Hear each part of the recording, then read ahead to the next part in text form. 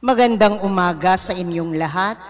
Malugod na pagtanggap sa St. Joseph Parish, Gagalangin sa ika-6 ng umagang banal na misa sa pagdiriwang ng liturhiya ngayong kapistahan ni Apostol Santiago.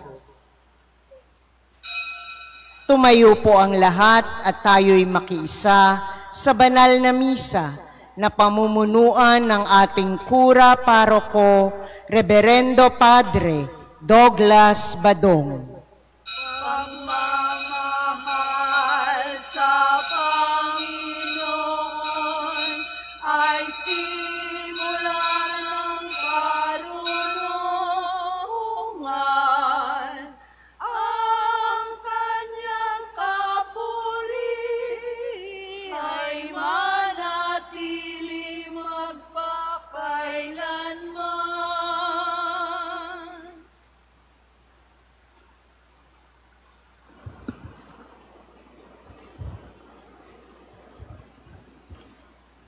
Sa ngalan ng Ama at ng Anak at ng Espiritu Santo. Amen. Ang pagpapala ng ating Panginoong Hesukristo, ang pag-ibig ng Diyos Ama, at ang makikipagkaisa ng Espiritu Santo naway sumainyong lahat.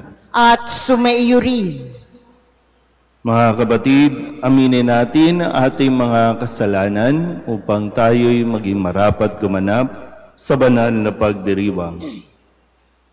Inaamin ko sa makapangyarihang Diyos at sa inyo mga kapatid na lubha akong nagkasala sa isip, sa salita at sa gawa at sa aking pagkukulang.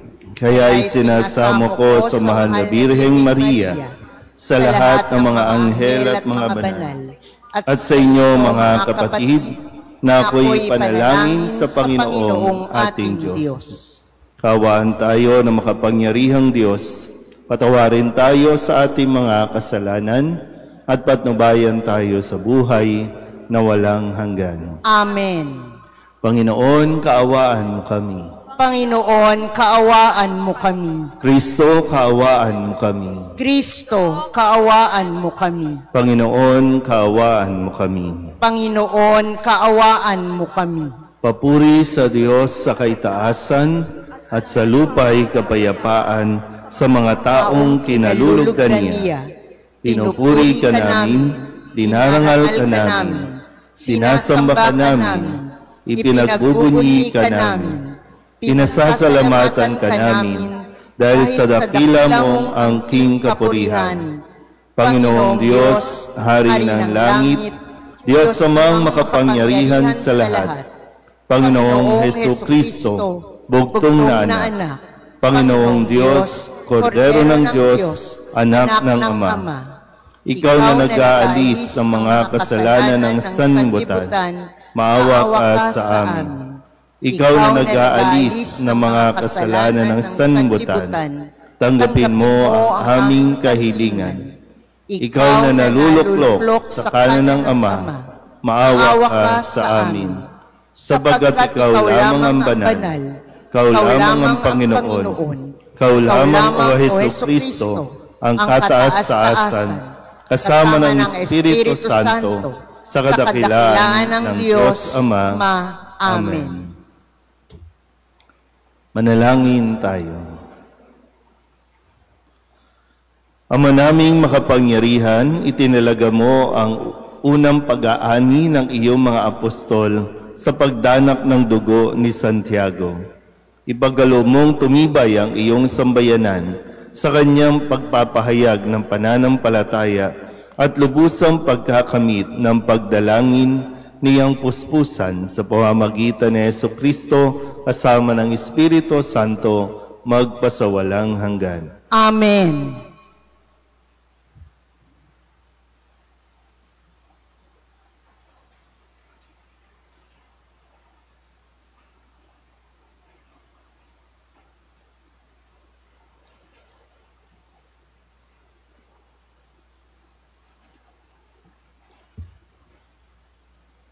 Pagbasa mula sa ikalawang sulat ni Apostol San Pablo sa mga taga-Korinto. Mga kapatid, kaming pinagkalooban ng kayamanang espiritual na ito ay hamak. Kumbaga sa sisidlan ay palayok lamang upang ipakilalang ang di malirip na kapangyarihan ay sa Diyos at hindi sa amin. Ginigipit kami sa kabi-kabila, ngunit di nagagapi.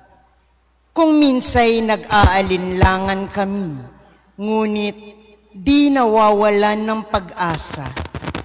Pinag-uusig kami, ngunit di nawawalan ng kaibigan. Naibubuwal, ngunit di tuluyang nailulugmok. Lagi kong taglay sa aking katawan ang kamatayan ni Jesus upang sa pamamagitan ng katawan ko'y mahayag ang kanyang buhay. Kami laging nabibingit sa kamatayan alang-alang kay Kristo upang sa aming katawang may kamatayan ay mahayag ang kanyang buhay.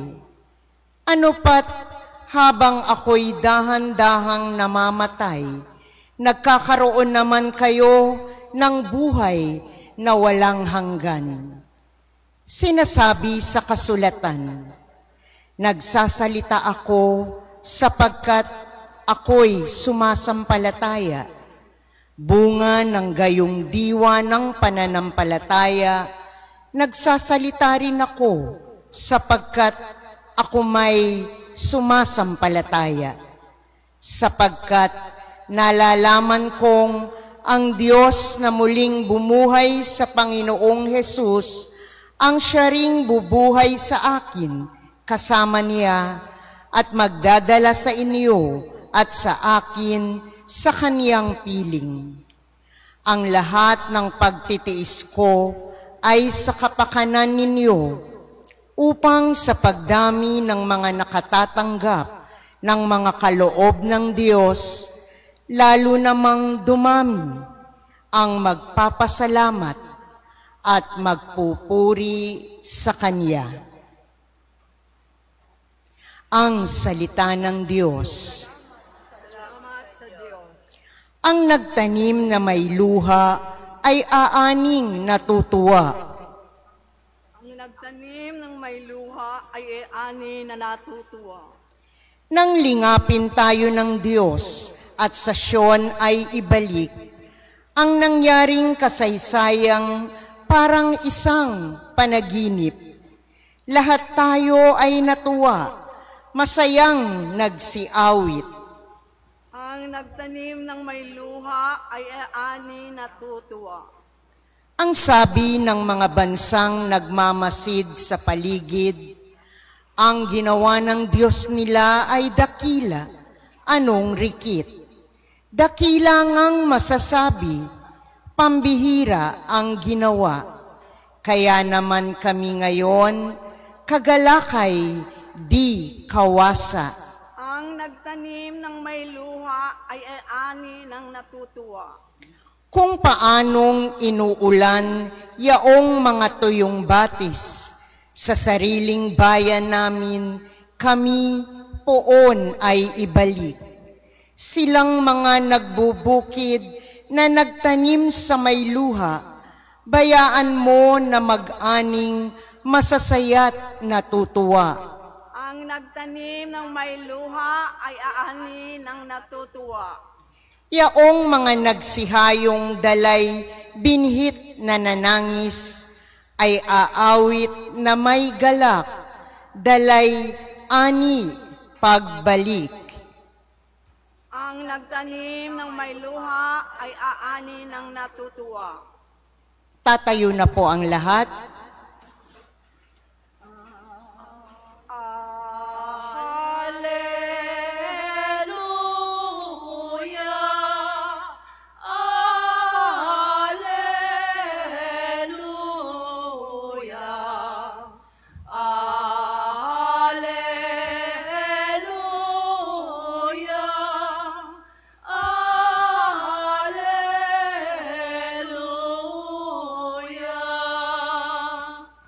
Hinirang tayo ni Kristo upang mamungang totoo bilang mabubuting tao.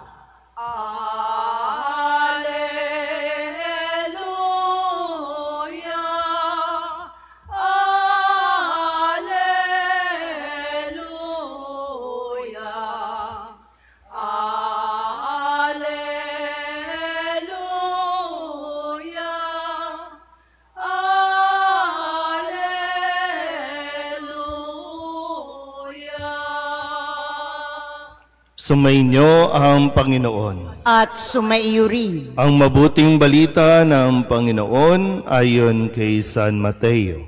Papuri sa iyo, Panginoon.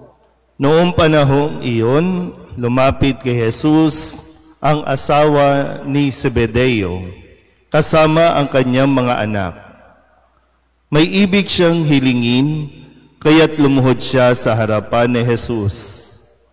Ano ang ibig mo? Tanong ni Jesus. Sumagot siya, sana'y ipagkaloob ninyo sa dalawa kong anak na ito ang karapatan na makaupong katabi ninyo sa inyong kaharian, isa sa kanan at isa sa kaliwa. Hindi ninyo nalalaman ang inyong hinihingi, sabi ni Jesus sa kanila. Mababata ba ninyo ang hirap na babatahin ko? Opo, tugon nila. Sinabi ni Jesus, ang hirap na babatahin ko'y babatahin nga ninyo.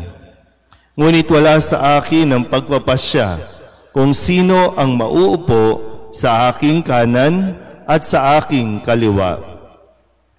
Ang mga luklukang sinasabi ninyo'y para sa mga pinaghandaan ng aking Ama. Nang marinig ito ng 10 alagad, nagalit sila sa magkapatid. Kaya't pinalapit sila ni Jesus at sinabi sa kanila, alam ninyo na ang pinuno ng mga hintil ay naghahari sa kanila, at ang mga dinadakila ang siyang nasusunod. Ngunit hindi ganyan ang dapat umiral sa inyo. Sa halip, ang sinuman sa inyo na ibig maging dakila ay dapat maging lingkod, at sinumang ibig maging pinuno ay dapat maging alipin ninyo. Tulad ng anak ng tao na naparito hindi upang paglingkuran, kundi upang maglingkod at ialay ang kanyang buhay upang matubos ang marami. Ang mabuting balita ng Panginoon. Pinupuri ka namin, Panginoong Hesukristo. Isang magandang umaga po sa inyong lahat. Patuloy po nating isama ang kaligtasan ng lahat ng higit na naapektuhan at dinadaanan ng magkakasunod na bagyo. Kaya nga po ngayon, sa araw na ito ay ginugunita natin at pinagdiriwang ang kapistahan ng isa sa 12 alagad at isa sa magkapatid na mga anak ni Zebedeo, si Apostol Santiago o Saint James. At sila po ay tinaguri ang Boanerges o anak ng yung kanilang pagiging mapusok, no? Dahil sabi din naman matapos ang kanilang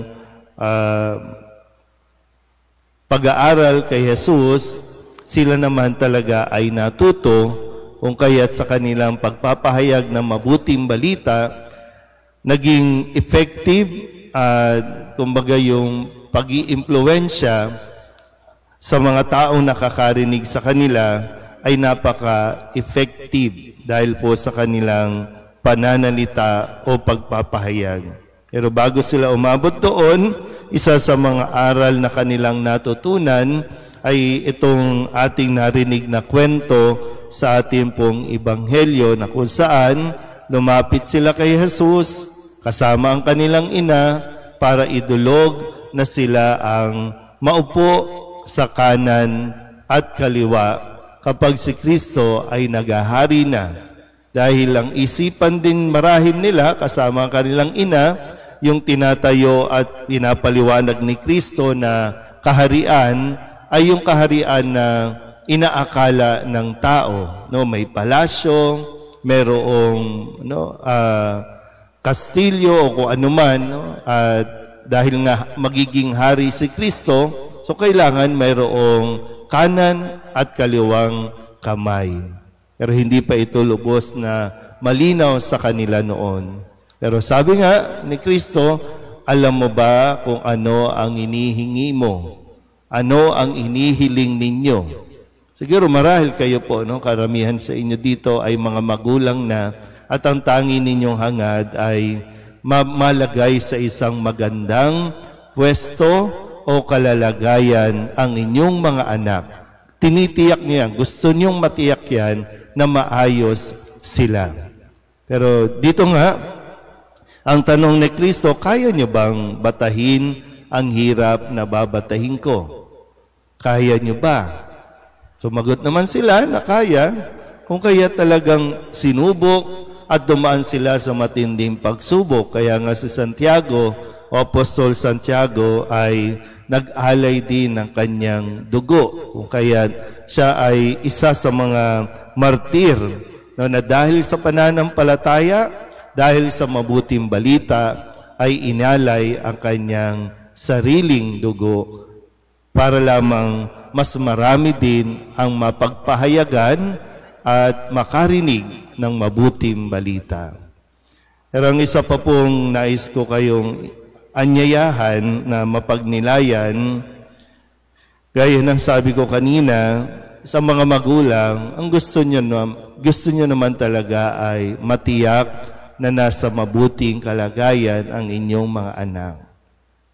Kaya lang, yung motivation, o anong nagmo-motivate sa inyo at paano nyo minomotivate ang inyong mga anak para maging magaling. Sa mundo natin ngayon, maraming nagpapagalingan, maraming magaling, at dahil maraming magaling, wala tuloy tayong nararating. Marami tayong magagaling na engineer. Pero bakit sira-sira ang kalye? Marami tayong engineer. Pero bakit hindi nagpa-function ang mga flood control project? Marami tayong magagaling na mga leader. Pero bakit maraming mas naghihirap? Parang mas maraming magagaling na leader na self-proclaim, magagaling, pero bakit hindi tayo umaasenso? Kasi nagsisimula lagi sa paano mo minotivate ang iyong mga anak simula nang sila ay nagkakaisip pa lang. Halimbawa ngayon, sa mga apo ninyo, sa mga anak ninyong maliliit, tinuturuan niyo ba sila na maghugas ng plato? Tinuruan niyo ba sila na maghawak ng walis at tambo? Kasi yun pa lang, basic pa lang, di ba? Kaya nga, bakit gusto natin maging magaling? Maging magaling na doktor, maging magaling na lawyer, maging magaling sa kung anumang propesyon. Malinaw naman sa atin kasi gusto nating tumulong sa ating kapwa. Kaya lang, sa simula pa lang, medyo mali na at hindi na tama yung ating pagmamotivate. Kasi kapag nag-aaral na sila, hindi na sila pagagawin ng gawaing bahay. Iaasa na lang sa mga katulong. Kaya yung mga magagaling, yan, magaling lang mag-utos. Pero hindi magaling kumilos o gumawa. Sa tingin niyo po. Naturuan ba ang mga bata o iniisip nyo lagi ayaw nyo silang mahirapan, ayaw nyo silang mapagod? Kaya nga pati pagsakay sa tricycle, sa jeep, hirap na hirap ang mga kabataan ngayon. Pati yung pagpunta sa palengke, hindi marunong pumunta ng palengke. Kasi lagi nandyan, ready na, kakain na lang. Pero hindi mo tinuruan papaano sila mabuhay. Yun yung tunay na magaling . Yung hindi utos ng utos, kundi yung marunong gumawa. Kaya kapag nagtrabaho na, kapag nakagraduate na, paano nabubuhay? Magmagaling lang. At nadadala natin yan hanggang sa pagtanda, hanggang sa paglaki natin, kahit nga paglaki natin, pagtanda natin utos na lang tayo ng utos. And ine-expect natin na tayo ang pagsisilbihan. Nagdidiman tayo na pagsilbihan tayo. Hinay-hinay din po, no? Sabi, madalas ko po itong pinapaalala, kasi minsan sa kagustuhan natin maging magaling, nakakalimutan natin maging mabuting tao. Amen?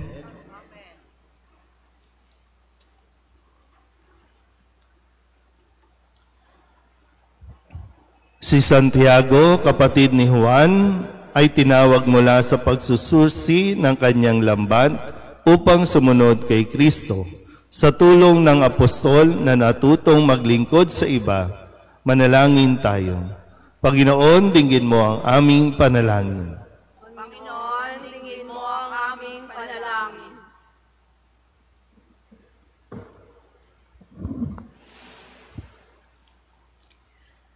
Ang mga lingkod ng simbahan naway gampanan ang kanilang tungkulin sa diwa ng paglilingkod at paglalaan ng sarili. Manalangin tayo sa Panginoon. Panginoon, dinggin mo ang aming panalangin. Ang mga naglilingkod sa bayan, naway makatupad sa kanilang tungkulin ng may katapatan at pag-aalay. Manalangin tayo sa Panginoon. Magkaroon nawa ng maraming kabataang bukas loob na tutugon sa tawag para sa pagpapari at buhay relihiyoso. Manalangin tayo sa Panginoon. Panginoon, dinggin mo ang aming panalangin. Ang mga may sakit, naway matutong makibahagi sa kalis ng paghihirap ni Kristo. Manalangin tayo sa Panginoon. Panginoon, dinggin mo ang aming panalangin. Ang mga yumao, naway tanggapin sa kagalakan ng kaharian ng Diyos. Manalangin tayo sa Panginoon. Panginoon, dinggin mo ang aming panalangin. Idulog din natin sa Panginoon ating mga personal na kahilingan at mga panalangin para sa ating mga pamilya. Kasama din ang mga kahilingan ng mga nanonood sa online. Kaligtasan para sa lahat ng mga sinasalanta ng bagyo at binabaha. Ganon din para sa lahat ng mga misang pasasalamat, espesyal na intensyon, agarang paggaling ng mga may sakit, tang lahat ng mga kaluluwa na inihiling na ipagdasal sa misang ito.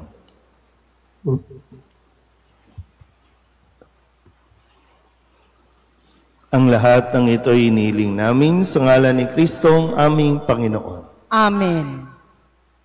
Kunin at tanggapin ang alay na ito, mga biyayang nagmula sa pagpapala mo. Tanda ng bawat pusong pagkat inibig mo, ngayon'y nananalig, nagmamahal sa'yo.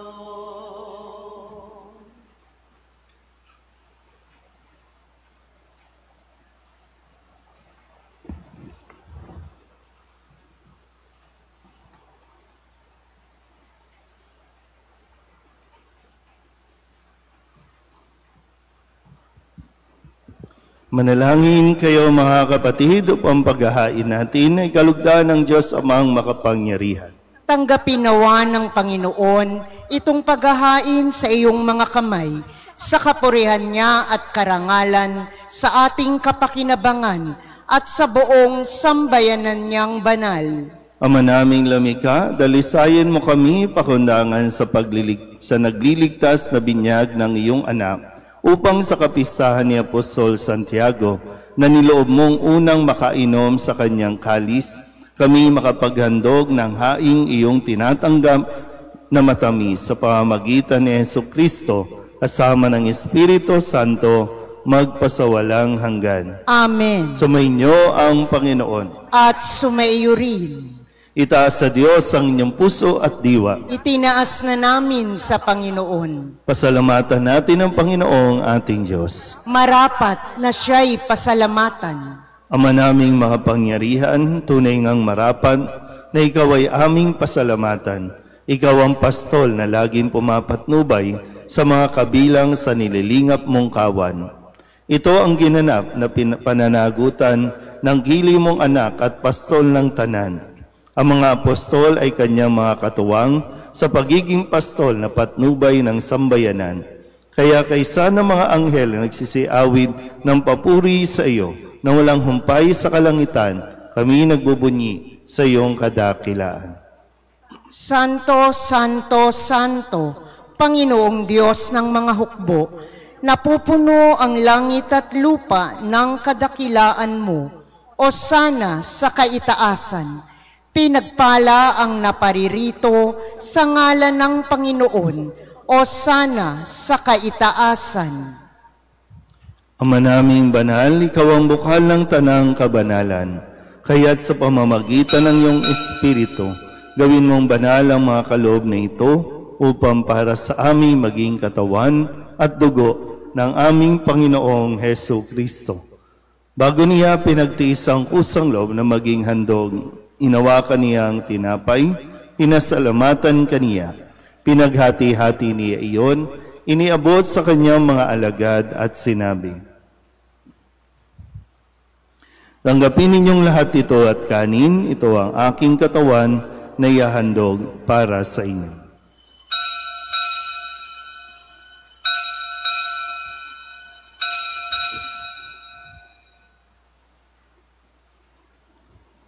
Hindi naman nung matapos ang hapunan, hinawakan niya ang kalis, muli kaniyang pinasalamatan.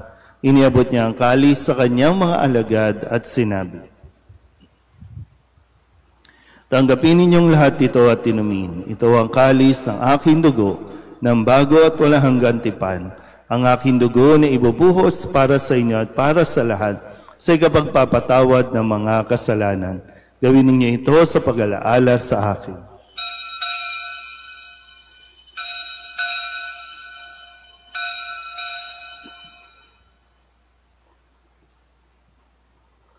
Ipagbunyi natin ang misteryo ng pananampalataya. Si Kristo'y namatay, si Kristo'y nabuhay, si Kristo'y babalik sa wakas ng panahon. Ama, ginagawa namin ngayon ang pag-alaala sa pagkamatay at muling pagkabuhay ng iyong anak, kaya tiniaalay namin sa iyo ang tinapay na nagbibigay buhay at ang kalis na nagkakaloob ng kaligtasan. Kami nagpapasalamat dahil kami iyong minarapat na tumayo sa harap mo para maglingkod sa iyo. Isinasamo namin kami magsasalo-salo sa katawan at dugo ni Kristo ay mabuklod sa pagkakaisa sa pamamagitan ng Espiritu Santo.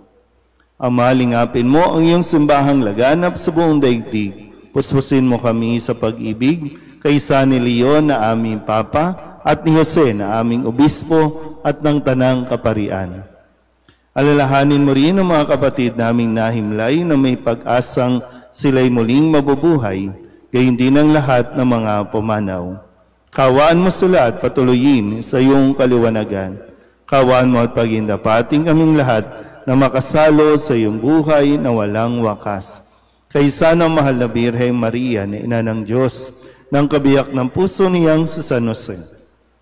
Kaysa ng mga apostol at ng lahat ng mga banal na namuhay dito sa daigdig ng kalugod-lugod sa iyo, may pagdiwang nawa namin ang pagpupuri sa ikararangal mo sa pamamagitan ng iyong anak na aming Panginoong Hesu Kristo.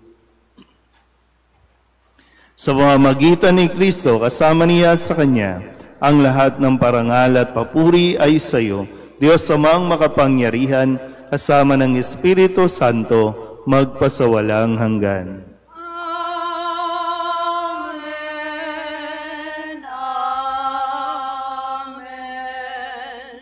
Amen. Amen. Sa tagubilin ng mga nakagagaling na utos at turo ni Jesus sa Panginoon natin at Diyos, ipahayag natin ang lakas loob.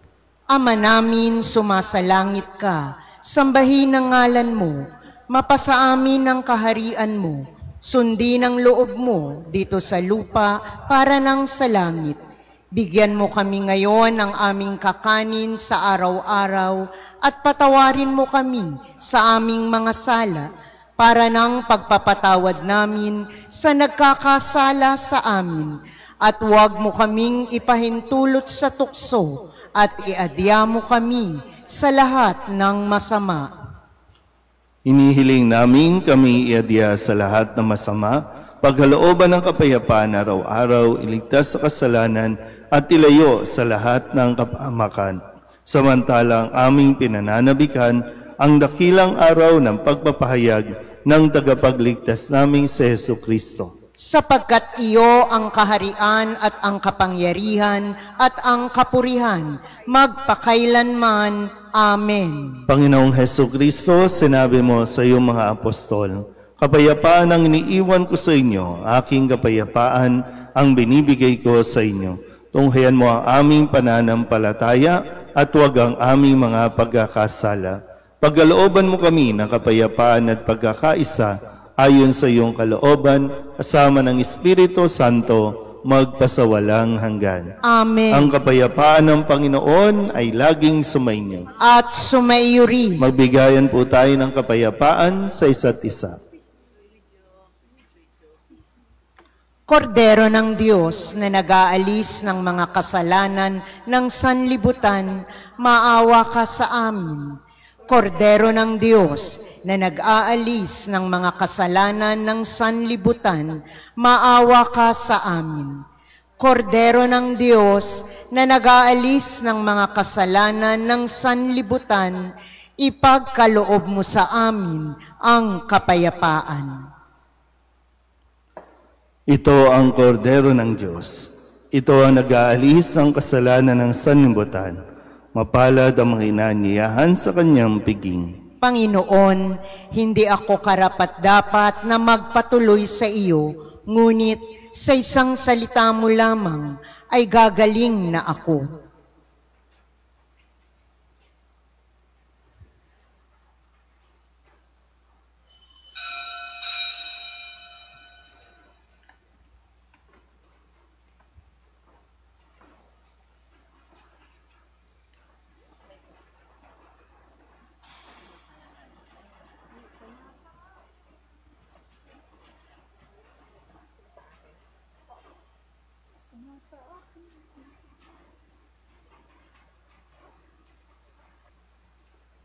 Tatayo na po ang lahat.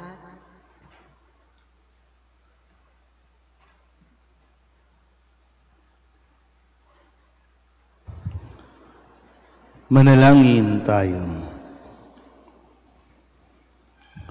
Ama naming mapagmahal, kami tulungan mo pakundangan sa pagdalangin ni Apostol Santiago. Ngayong sa kapistahan niya'y masaya kaming nakinabang sa pamamagitan ni Jesucristo, kasama ng Espiritu Santo, magpasawalang hanggan. Amen. Sumainyo ang Panginoon. At sumaiyo rin. At pagpalain kayo ng makapangyarihang Diyos, Ama at Anak at Espiritu Santo. Amen. Tapos ang banal na misa, umayo tayo sa kapayapaan ni Kristo. Salamat sa Diyos. Magandang umaga po.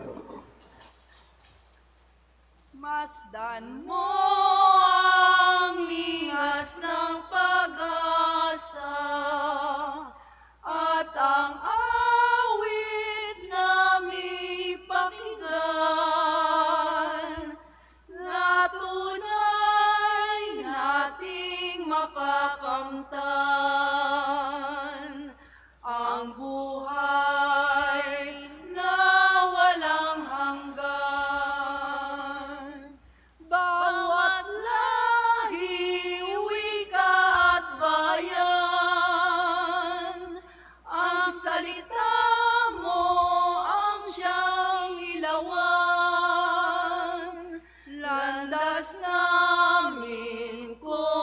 kami naliligaw sa iyong anak, ang daay natatanaw.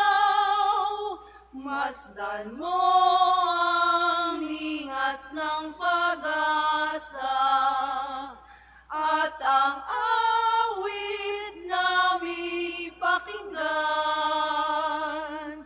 na tunay nating makakamtan ang